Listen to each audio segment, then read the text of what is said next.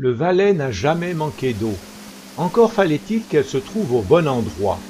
Depuis plus de 10 000 ans que la plaine du Rhône a été libérée de sa calotte glaciaire, les hommes ont essayé de capter et diriger cet élément liquide à leur profit.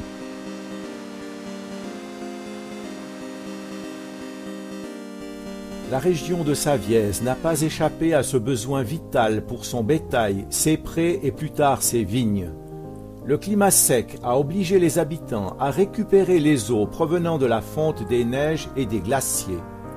Ce fut très souvent une épopée titanesque, mais le Saviésan, têtu et rude à la tâche, n'avait qu'une règle de conduite, pas caponat, ce qui peut se traduire par ne jamais baisser les bras.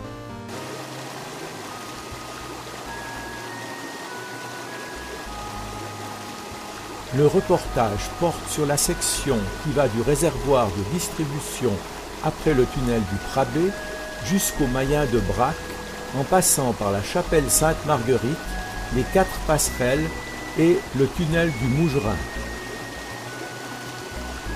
À l'endroit où arrive actuellement l'eau qui vient depuis la vallée de la Morge à travers le tunnel du Prabé, qui fait environ 5 km, qui arrive à 1300-1400 mètres, et qui descend par une canalisation jusqu'à cet endroit avec la répartition des eaux dans la région de Drône, ensuite une répartition également sur Saint-Germain, Romans-Ormonde, et puis sur Granois et Chandolas, c'est les principaux villages de Savièse.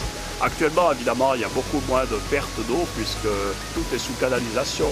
Avant, c'était des bis, alors évidemment, l'eau s'écoulait, il fallait des quantités d'eau pour arroser.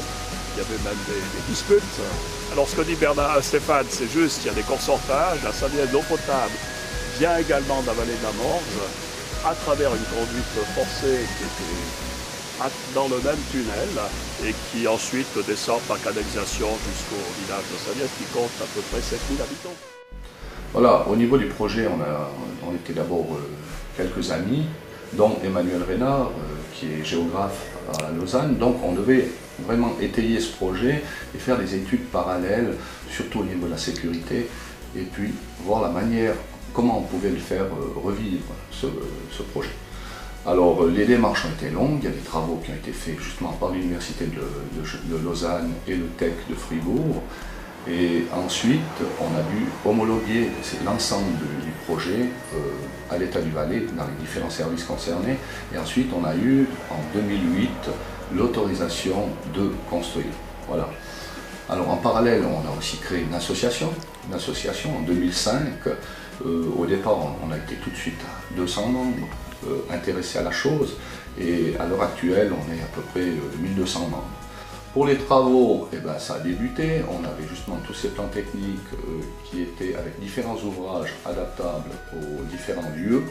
Et puis, notre souci, bien entendu, c'était la sécurité du parcours. L'acte de construction du bis date de 1430. À cette époque, il y a sûrement eu un sanctuaire qui a été agrandi par la suite. L'actuel a été rénové une dernière fois en 1963. L'instituteur Fernand Luyet l'a doté de 3 fresques représentant la sainte patronne du lieu, la messe dominicale et l'entretien du bis. Sur le trajet du bis, on peut observer de nombreuses photos prises au début du XXe siècle, dont une qui montre les hommes à genoux devant la chapelle, en prière, sac au dos, avant de prendre le chemin du bis. Le refuge des Voisseurs est le vrai point de départ du bis touristique. On peut s'y restaurer et obtenir des informations. Depuis ici, la balade jusqu'au Mayen de Brac va durer environ 1h15 sans compter les pauses. Sur cette photo, Léon Courtine, Voisseur de 1927 à 1934, lors de l'inauguration de la réfection du bis en 2009. Il prononça cette phrase célèbre « Tant que l'eau coulera, l'homme vivra ». Avant de débuter cette balade, il me semble important de s'arrêter quelques instants sur la technique de construction des bis. Pour ce faire, j'utiliserai les croquis réalisés par Raymond Schmitt. Le premier dessin nous montre une situation simple. le bis passe dans un terrain relativement meuble. Le canal est creusé dans la terre, éventuellement renforcé par quelques pierres plates pour éviter l'érosion. Le surplus de terre sert à constituer le chemin de passage. Le deuxième dessin montre un bis construit en pleine paroi rocheuse plus ou moins verticale et dans une roche dure, par exemple calcaire de la région. Les seuls trous que l'on creuse dans le rocher servent à loger les boutsais, chiffres 1 et 2 sur le dessin, environ de 20 cm de côté, enfoncés de 15 à 20 cm dans la roche et coincés avec des coins, chiffre 8. La cotale, chiffre 3, permet de solidariser les deux boutsais. Elle n'est fixée qu'avec des coins sans clous. L'ensemble comporte le canal du bis et une zone de passage avec barrière très symbolique qui n'avait rien à voir avec ce que vous découvrirez lors de votre balade.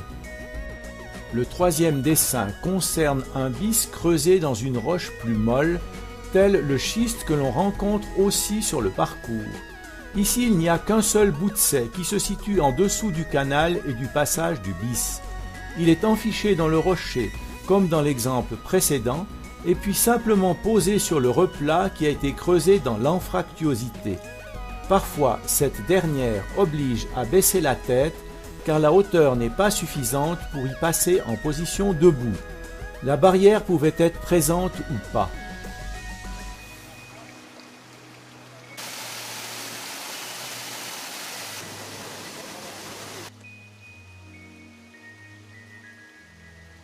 Depuis le bis, il y a de très beaux points de vue sur la commune de Contais, le village de Daillon et la vallée de la Morge.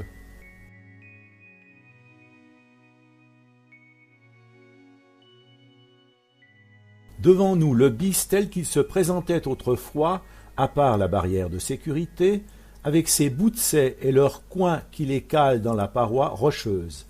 La cotale, pièce verticale, est fixée au boutsais par les coins que l'on enfonce plus ou moins avec un marteau en fonction du climat sec ou humide. Charles Paris a immortalisé la scène sur cette photo.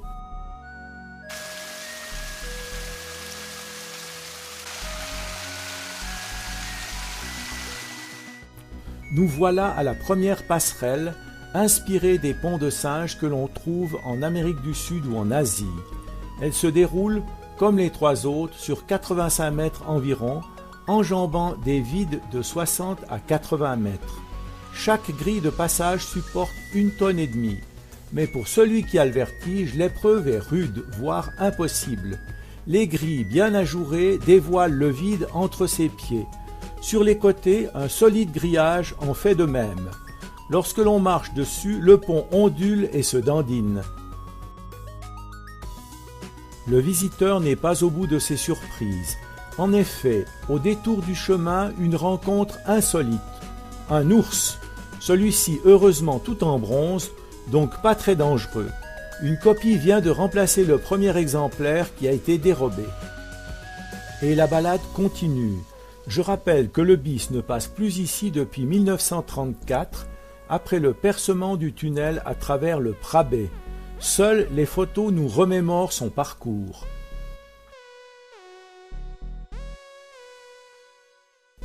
Le câble que l'on voit sur la droite servait à assurer les ouvriers qui ont construit le chemin avant la pose des barrières de sécurité. On approche de la deuxième passerelle, avec devant nous cette immense fresque de Saviezan qui nous rappelle la devise « Pas Capona », ne pas laisser tomber les bras.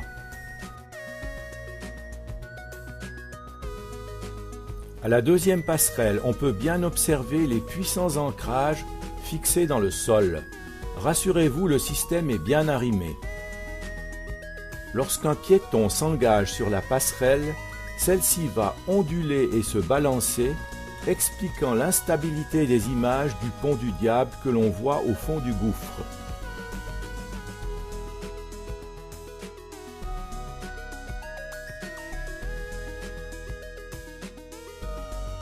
L'Association pour la sauvegarde du torrent neuf a prévu des places de repos et de pique-nique. Déjà en 1934, Charles Paris a photographié ces hommes et ces femmes qui venaient remettre en état le bis au printemps. Pour eux, ce n'était pas du tourisme. La traversée de zones schisteuses avec risque d'éboulement et de chute de pierres a imposé la pose de chaînes plutôt que de barrières en bois.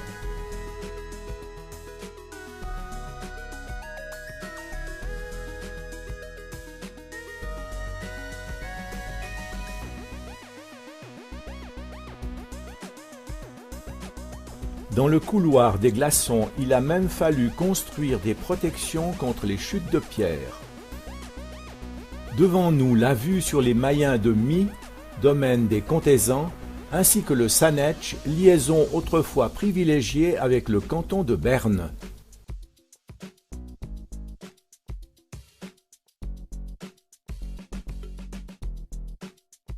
La troisième passerelle nous fait encore mieux revenir vers le passé en nous montrant un morceau de bis tel qu'il existait jusqu'en 1934. On y voit bien l'ancrage des bouts de scie dans le rocher et le peu de place qu'avaient les gens lors de leur circulation sur le bis.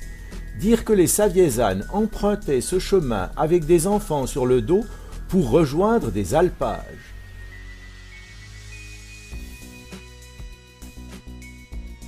Ici, en face d'une courte passerelle, une autre reconstitution du vieux bis, avec ses ancrages dans le rocher, son canal, son passage pour les piétons et sa frêle barrière.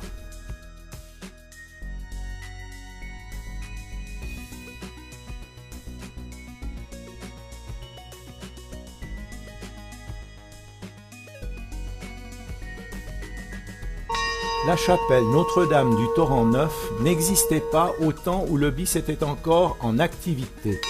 Elle fait partie des aménagements réalisés depuis 2005 par l'Association pour la sauvegarde du Torrent Neuf. Elle contient les souvenirs photographiés par Charles Paris, soit la bénédiction du bis par le curé du village à l'occasion de sa mise en eau.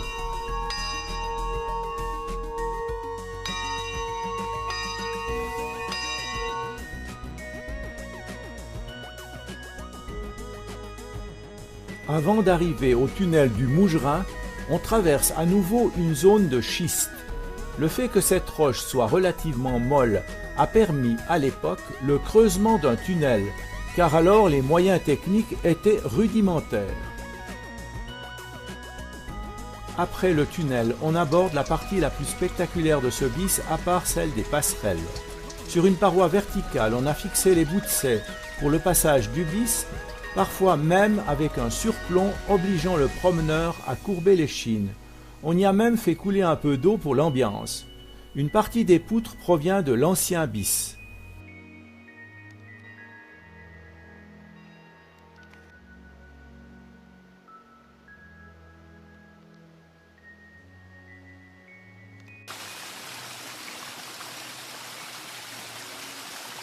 Et voici la quatrième et dernière passerelle qui nous présente sa magnifique cascade.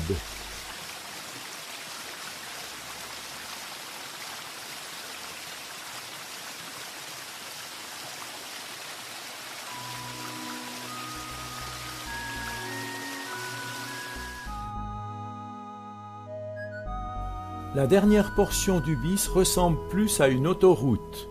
Les chéneaux en bois sont remplacés par des canaux en fer. Le chemin du bis est dallé. Mais comment cela se passait-il au temps de nos ancêtres? Là aussi, Charles Paris nous a légué de précieux témoignages.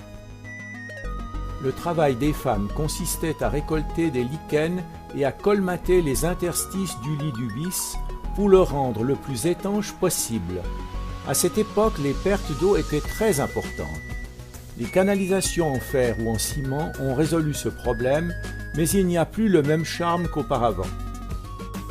Quant aux hommes, ils devaient se rendre sur le terrain pour évaluer les dégâts de l'hiver. Apporter de nouvelles planches, peut-être coupées à la scierie de Braque, pour refaire de nouvelles canalisations. Assembler le tout dans des positions parfois vertigineuses avec des haches et des marteaux. Seulement après intervenait le voisseur. Lorsque la première eau du printemps arrive, elle est chargée de boue. Sur ordre du métral, un homme appelé Voisseur descendait dans le lit du bis, se tenait fermement aux parois et retenait ce mélange avec son corps le temps qu'une partie de la boue se dépose pour colmater les fissures et le reste se mélange bien pour éviter une obstruction plus bas. Après quelques minutes, l'homme se relevait et cédait sa place à un collègue plusieurs mètres en aval, ceci jusqu'au bas du bis. De quoi prendre une bonne pneumonie avec cette eau glacée. Alors, à l'heure actuelle, nous avons effectué 4 km jusqu'à Brac. Ensuite, nous continuons les travaux dans la fameuse paroi des Branlires. C'est vraiment l'endroit le plus spectaculaire, aussi le plus délicat au niveau des travaux, parce que là, on a des vestiges encore originaux. On les préserve, on les démonte, on les nettoie, on les refixe. C'était vraiment important d'intervenir maintenant. Ensuite, on a une scierie à côté justement de ce chalet de Brac, et puis le projet est évolutif, donc on a acheté ce chalet pour faire un stand d'accueil. Ensuite, on projette aussi de faire un musée, et puis de remettre en eau justement, et de refaire fonctionner cette scierie qui était dévolue, qui date du XVIe siècle, et qui était dévolue aux besoins du bis pour couper des planches et des poutres. Alors c'est un bis très spectaculaire. Il y a eu beaucoup de travail qui a été fait. Au niveau sécurité, c'est vraiment très bien. Et franchement, les gens qui ont travaillé avant la réfection du bis dans les années passées ont beaucoup de mérite. Et ceux d'aujourd'hui en ont aussi beaucoup.